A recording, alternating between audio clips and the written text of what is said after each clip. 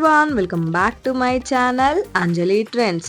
మా ట్రిప్ లో day 1 Murudeshwara blog చూసారా? చూడకపోతే ఇప్పుడే మన ఛానల్ కి వెళ్ళి చూడండి, ఆ వీడియో అయితే ఉంటది.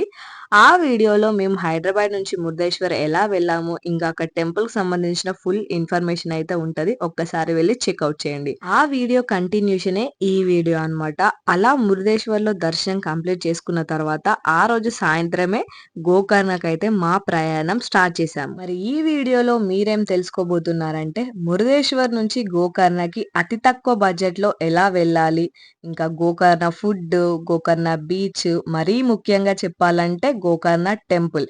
ఈ టెంపుల్ కి గనక మనము జీవితంలో ఒక్కసారి వెళ్ళామంటే మన జీవితం ధన్యం అయిపోయినట్టే. ఈ మాట ఎందుకు అన్నానో వీడియో అంతా స్కిప్ చేయకుండా చూస్తే మీకే అర్థమైపోతుంది. ఆలస్యం చేయకుండా వీడియోలోకి వెళ్ళిపోతే, మురుదేశ్వర్ నుంచి గోకర్ణకి ఎలా వెళ్ళాలి అంటే, మురుదేశ్వర్ హైవే రోడ్కి అయితే ఫస్ట్ వెళ్ళాలి. అక్కడ నుంచి అయితే కుంటా బస్ ఎక్కాలి, మళ్ళీ కుంటాలో దిగి మళ్ళీ గోకర్ణ బస్ అయితే ఎక్కాలి. టోటల్ 2.5 hours జర్నీ అనమాట మురుదేశ్వర్ నుంచి గోకర్ణకి.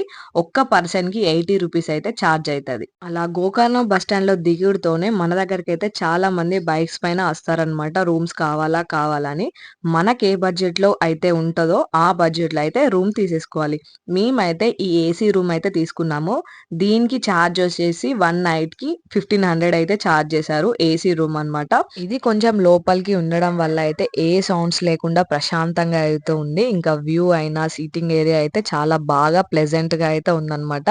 మీరు గోకర్ణ వచ్చినప్పుడు ఇక్కడే రూమ్ కావాలి అని అనుకుంటే బస్ స్టాండ్ లోనే మహాబాల వ్యాలీ అని చెప్తే వాళ్ళు డైరెక్ట్ ఇక్కడికి తీసుకొస్తారనమాట. చిన్నగా రూమ్ టూర్ కూడా చేశాను, చూశారు కదా. మాటల్లో పడి మీకు రూమ్ టూర్ చేస్తున్నా అని చెప్పడం మర్చిపోయాను అనమాట. రూమ్ టూర్ తీసేసిన తర్వాత ఇంకొంచెం ఫ్రెష్ అప్ అయిపోయితే డిన్నర్ చేయడానికి అయితే వెళ్ళాము. ఇంకా గోకర్ణ అని అంటేనే ఇంకా బీచ్ సైడ్ బీచ్ ఫుడ్ కదా, సో మనం బీచ్ ఫుడ్ ని ఎక్స్ప్లోర్ చేయడానికి అయితే మేము ఎక్కడ బాగుంటది అని కనుక్కుంటూ అయితే వెళ్ళాము.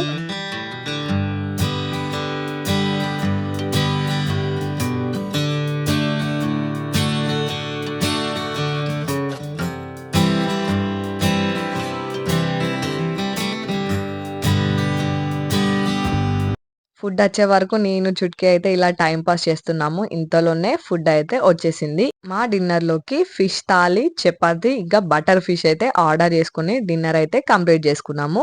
డిన్నర్ చేసి పడుకున్న తర్వాత ఇదే వచ్చేసి నెక్స్ట్ డే అన్నమాట. ముందు రోజు నాన్ వెజ్ తిన్నాం కాబట్టి మంచిగా తలస్నానం చేసి అయితే ఇంకా టెంపుల్ కి వెళ్ళాము. ఇదే గోకర్ణ మెయిన్ టెంపుల్. ఇక్కడ కూడా మనము ఆత్మలింగాన్ని దర్శనం చేసుకుంటాము. ఇంట్రోలో చెప్పాను కదా, ఈ టెంపుల్ కి వస్తే మన జన్మ ధన్యమే అని. ఎందుకన్నానంటే ఇక్కడ ఆత్మలింగాన్ని మనము స్వయంగా ముట్టుకోవచ్చు అనమాట, తాకచ్చు. సో ఆత్మలింగాన్ని ముట్టుకున్నామంటే మన జన్మ ధన్యం అయిపోయినట్టే కదా. సో అందుకే ఈ మాట అయితే అన్నాను. మన మురుదేశ్వర్లో కూడా ఆత్మలింగమే, గోకర్ణలో కూడా ఆత్మలింగమే. మురుదేశ్వర్ టెంపుల్ వ్లాగ్ లో మురుదేశ్వర్ టెంపుల్ హిస్టరీ కూడా చెప్పాము, అది మీరు కూడా విన్నారు కదా. అదేనండి, రావణాసుడు ఆత్మలింగాన్ని కోపంతో 5 ముక్కలుగా చేశాడు అని అనుకున్నాం కదా. ఆ 5 ముక్కలు కూడా 5 పుణ్యక్షేత్రాలు అయ్యాయి అని కూడా మనకు తెలుసు. సో 5ట్లో ఒకటి మురుదేశ్వర్, ఇంకోటి గోకర్ణ, ఇంకా 3 కూడా ఈ కర్ణాటకలోనే ఉన్నాయన్నమాట. అవి ప్లేసెస్ తెలిసిన వాళ్ళు ఎవరన్నా ఉంటే కమెంట్ బాక్స్ లో కమెంట్ చేయండి, నాకు కూడా పేర్లు అంతా సరిగ్గా తెలియదు అనమాట. సో మనమైతే ఆ 5 పుణ్యక్షేత్రాల్లో గోకర్ణను మురుదేశ్వర్ అయితే దర్శనం చేసుకున్నాము. మురుదేశ్వర్ లో స్వామి వారిని దూరం నుంచి చూడొచ్చు, బంగారు రూపుతో ఉంటారు. కాకపోతే గోకర్ణంలో అయితే మనము స్వయంగా మన చేతులతో అయితే ఆ ఆత్మలింగాన్ని ముట్టుకోవచ్చు. అందుకే గోకర్ణ ఇంకా చాలా చాలా స్పెషల్ అన్నమాట. మీరు ఈసారి ట్రిప్ వెళ్ళాలనుకుంటే దాంట్లో గోకర్ణ ప్లేస్ ని అయితే యాడ్ చేసుకోండి, కంపల్సరీ విజిట్ ప్లేస్ అన్నమాట. సో ఇది వచ్చేసి టెంపుల్ సరౌండింగ్స్ అంతా. ఆబ్వియస్లీ మనం ఏ టెంపుల్ కి వెళ్ళినా గర్భగుడిలో తీయదు కాబట్టి దాని చుట్టుపక్కల వీలైనంత వరకు అయితే నేను వీడియో కవర్ చేశాను.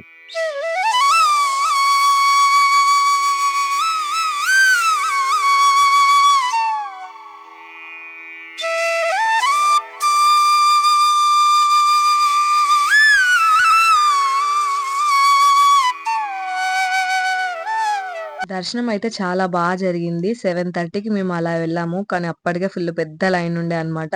ఇక్కడనే 11, 12 అయితది అని అనుకున్నాము. కాకపోతే చిన్న పాప ఉంది సార్ అని అక్కడ ఒక కానిస్టేబుల్‌ని రిక్వెస్ట్ చేస్తే ఆ సార్ టెంపుల్ వాళ్ళతోని మాట్లాడైతే 2 నిమిషాలలో అయితే దర్శనం చేపించిండు. బయటికొచ్చిన తర్వాత సార్‌కైతే మేము థాంక్ యూ చెప్పినామన్నమాట. ఇంకా దర్శనం చేసుకొని బయటికొచ్చిన తర్వాత మనం స్ట్రెయిట్‌గా వెళ్తే గోకర్ణ మెయిన్ బీచ్ అయితే ఉంటది. సో, అది చూడ్డానికైతే వెళ్తున్నాము. అలా వెళ్ళే దారిలో అయితే ఇలా మేము డ్రై ఫ్రూట్ షాప్స్ అయితే చూస్తున్నాము. డ్రై ఫ్రూట్స్, స్పైసెస్ అన్నీ అయితే పెద్ద పెద్ద క్వాంటిటీలో అయితే అమ్ముతున్నారు. మేబీ హోల్‌సేల్ అమ్ముతారేమో, నేనైతే అడగలేదు.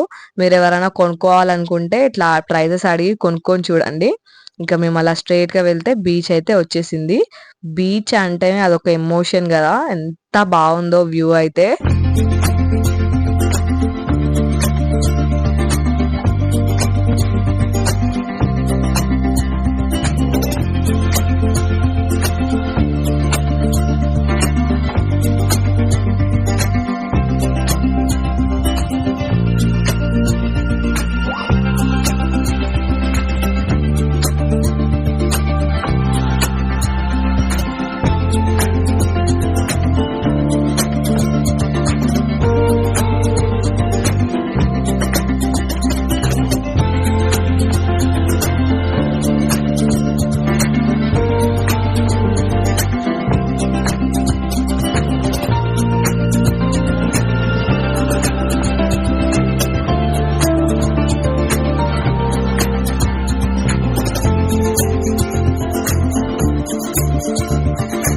దర్శనం అయిపోయింది. బీచ్‌లో ఫోటోస్, వీడియోస్ తీసుకోవడం అయిపోయింది. ఇప్పుడేం చేసుడు ఇంకా తినడమే కదా మిగిలింది. సో, అందుకే మేమైతే బ్రేక్‌ఫాస్ట్ చేయడానికైతే ఇక్కడ ఒక హోటల్‌కి అయితే వచ్చేసాము. ఇక్కడ కూర్చున్న దగ్గర నుంచి బీచ్ వ్యూ అయితే చాలా బాగుందన్నమాట. సో, బావకి పూరి, నాకు దోశ అయితే తీసేసుకొని బ్రేక్‌ఫాస్ట్ చేసి ఇంకా చాయ్ అయితే తాగుతున్నాము.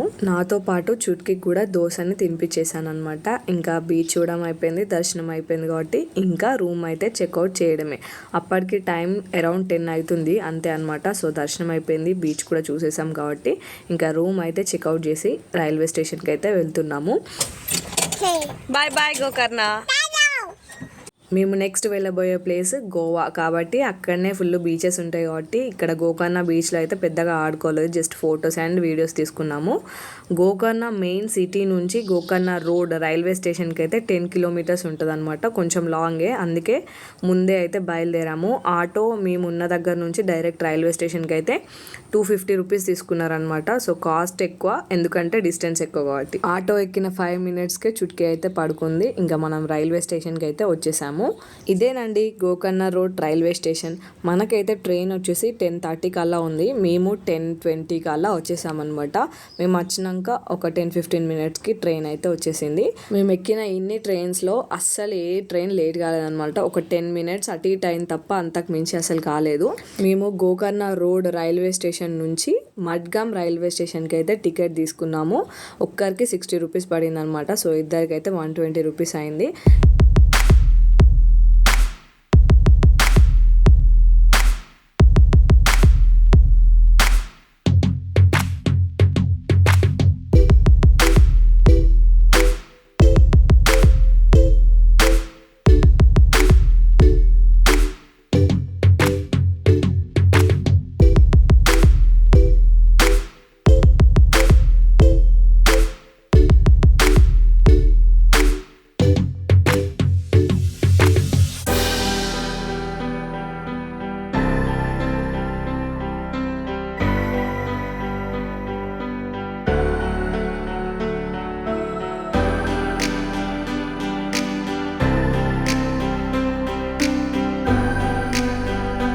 మేము వెళ్ళిన కొద్ది నిమిషాలలోనే ట్రైన్ అయితే వచ్చేసింది, ఎక్కేసాము.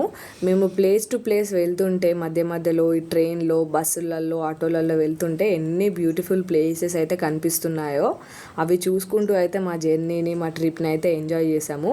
ఇంతలోనే ఛాయ్ వస్తే ఛాయ్ అయితే తీసుకున్నాము తాగుదామని చెప్పేసి. మెయిన్గా ఈ ట్రిప్లో ఫుడ్ ఏమో కానీ ఛాయ్ని అయితే మస్తు మిస్ అయినాం. ఎందుకంటే మనం మసలబెట్టి తాగుతాం ఛాయ్. ఇక్కడ ఏందో ఇట్లా డిప్ చేసుకొని తాగాలంటే అది తాగినట్టు అనిపిస్తేనే లేదు, అసలు వేడి అనేది ఉంటలేదు అనమాట. లేనత్త కంటే గుడ్డత్త నయం అన్నట్టు దొరికిందే మహాభాగ్యం అని దొరికింది అయితే తాగేసాము. ఇకపోతే చుట్కీ విషయానికి వస్తే ట్రిప్లో ఎంత ఏడుస్తుందో సతాయిస్తుంది కావచ్చు అని అనుకుంటే మాతో పాటు తను కూడా ఈ ట్రిప్ని అయితే ఫుల్ ఎంజాయ్ చేసింది అనమాట. సో ట్రైన్ అంతా ఖాళీ ఉండడంతో ఇక ఫుల్ ఫ్రీ బర్డ్ లెక్క ట్రైన్ అంతా తిరుక్కుంటా ఆడుకుంది.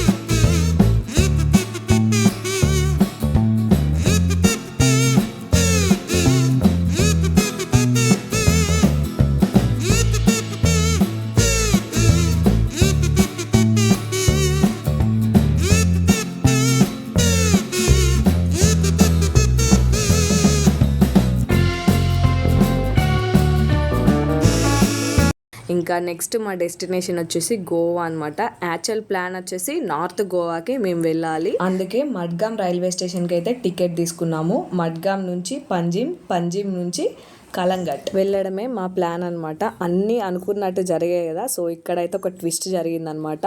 అది ఏంటి, ఎక్కడికి వెళ్ళాము ఫైనల్గా అనేది నెక్స్ట్ వీడియోలో చెప్తాను. అప్పటి వరకు ఈ వీడియోని చూడండి, నచ్చితే లైక్ చేయండి. ఇంకా ఏమైనా డౌట్స్ ఉంటే కమెంట్ బాక్స్లో కమెంట్ చేయండి. నెక్స్ట్ గోవా వీడియోస్లో కలుసుకుందాం. అప్పటిదాకా టాటా బాయ్ బాయ్.